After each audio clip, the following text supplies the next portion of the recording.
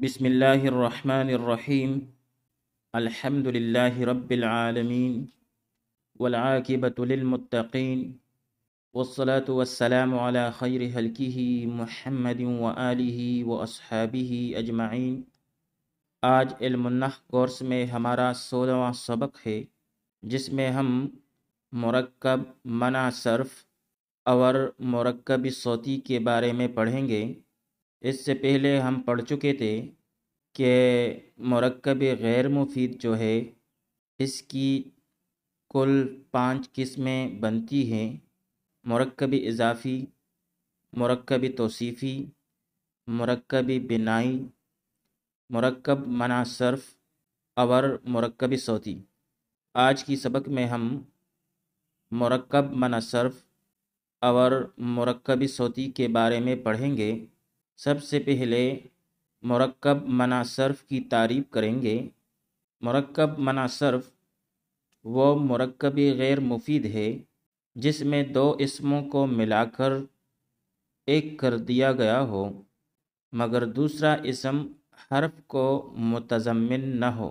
مرکب بنائی میں ہم نے کہا تھا کہ دوسرا اسم جو ہے وہ حرف کو متضمن ہوتا ہے۔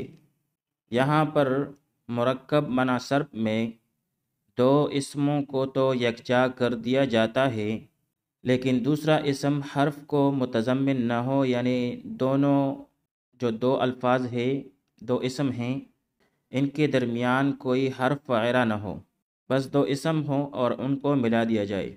اور ان دو اسموں کا ملانا بغیر اسناد اور اضافت کے ہوں، کیونکہ اگر اسناد کے ساتھ دو اسموں کو ملایا جائے تو پھر تو وہ مرکب مفید بن جائے گا، اور اگر اضافت کے ساتھ ملائے تو پھر مرکب اضافی بنے گا۔ لیکن جب دو اسموں کو بغیر کسی اضافت اسناد کے ایک کر دیا جائے اور درمیان میں کوئی حرف وغیرہ بھی نہ ہو تو اس قسم کے مرکب کو مرکب منع صرف کہتے ہیں۔ مثال کے طور پر بعلبکہ، یہ اصل میں بعلن تھا اور بکن، دو اسم تھے۔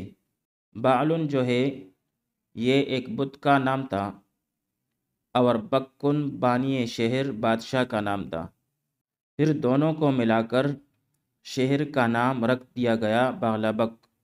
اسی طرح دوسری مثال حضرموت، یہ یمن کے ایک علاقے کا نام ہے جہاں اموات کی کثرت کی بنا پر اس جگہ کا نام ہی حضرموت پڑ گیا۔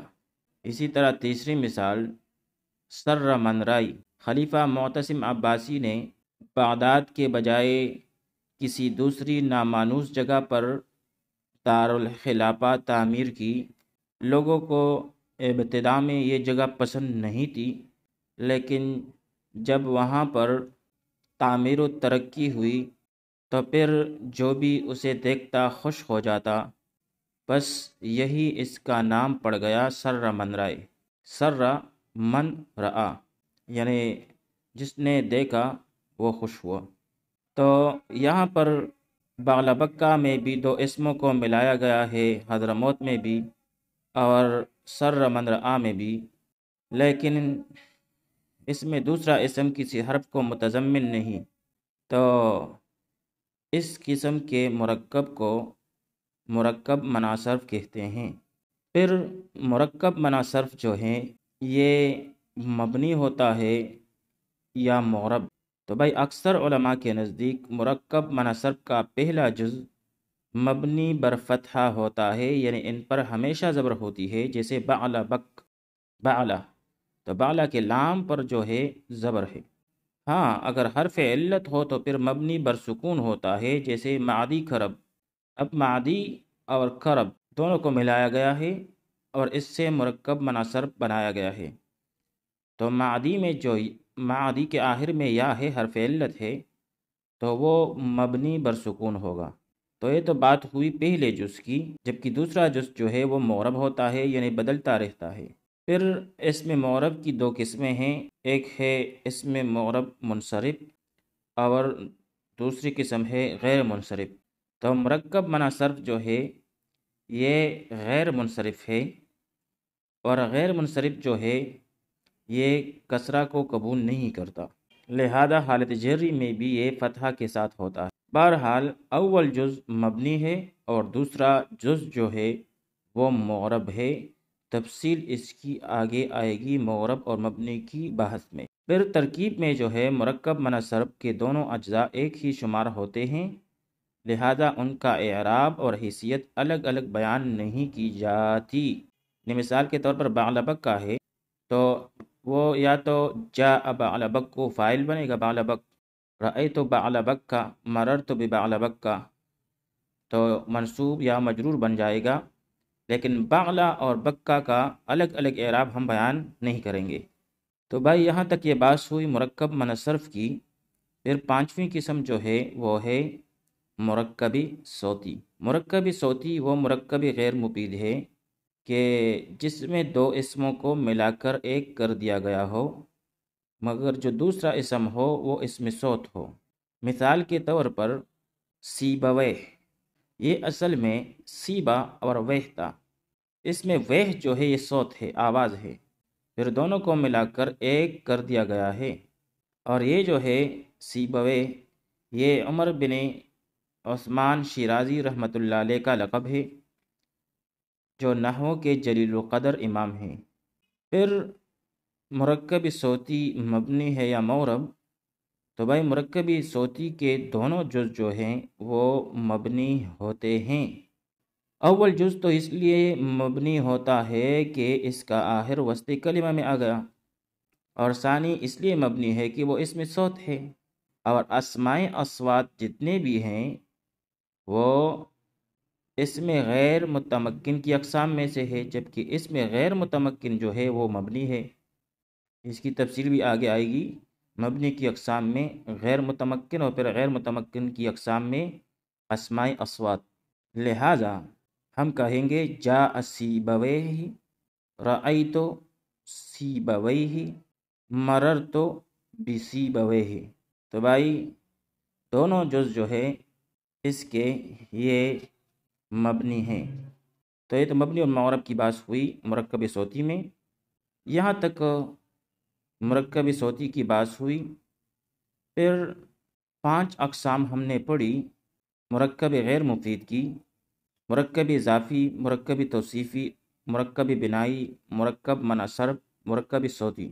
تو اب یہاں پر سوال یہ پیدا ہوتا ہے کہ بھائی اگر مرکب غیر مفید جو ہے وہ کوئی فائدہ نہیں دیتا، یعنی پورا جملہ نہیں بنتا، تو پھر اس کو کلام میں کیوں لاتے ہیں؟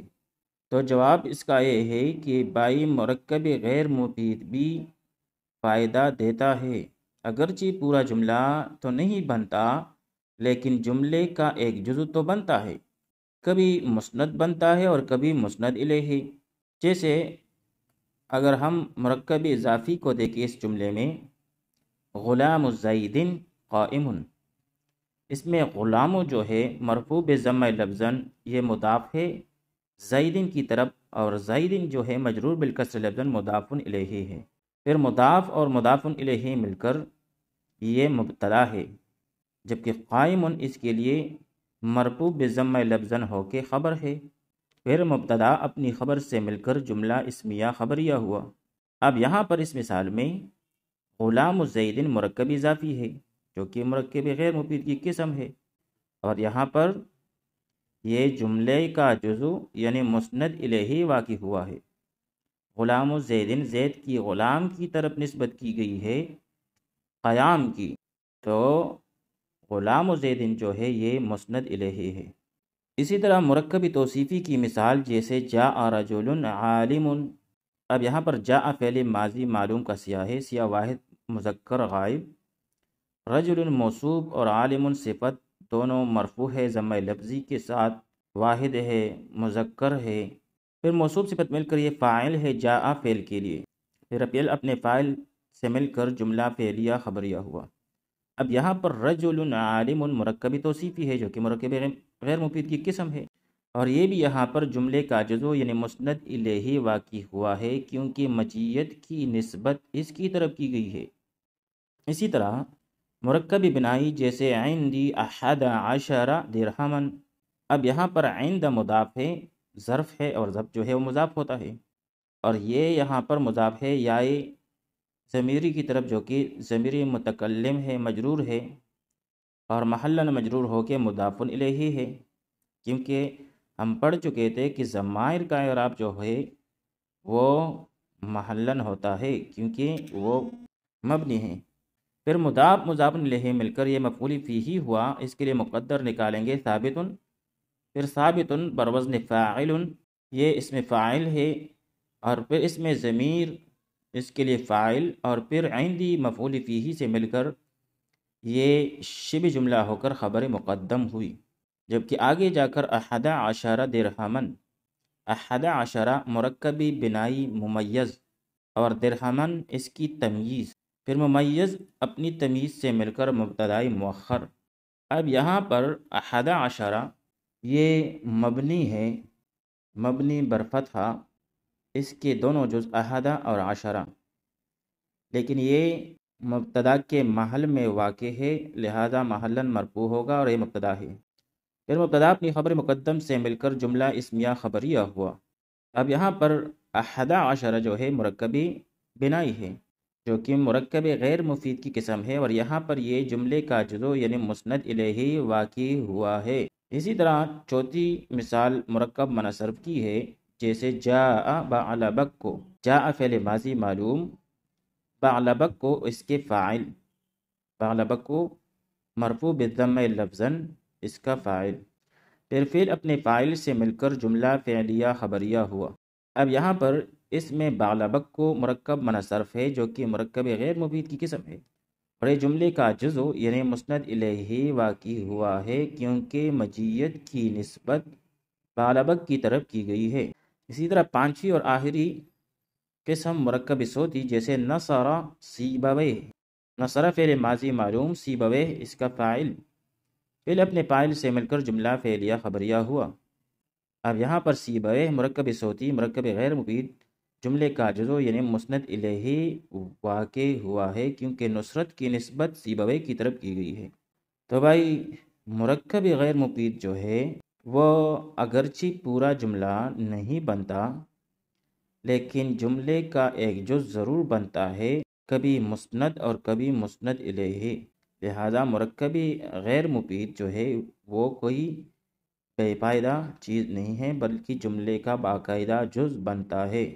تو یہاں تک جو ہے یہ مرکب غیر مفید کی بحث تقریباً ختم ہو گئی۔ اگلی ویڈیو میں ہم مرکب غیر مفید کی جو اقسام ہم نے پڑھی ہے ان میں اجرا کی کوشش کریں گے۔ وصلی اللہ تعالی علی خیر خلقہ محمد و آلہ و اصحابہ اجمعین۔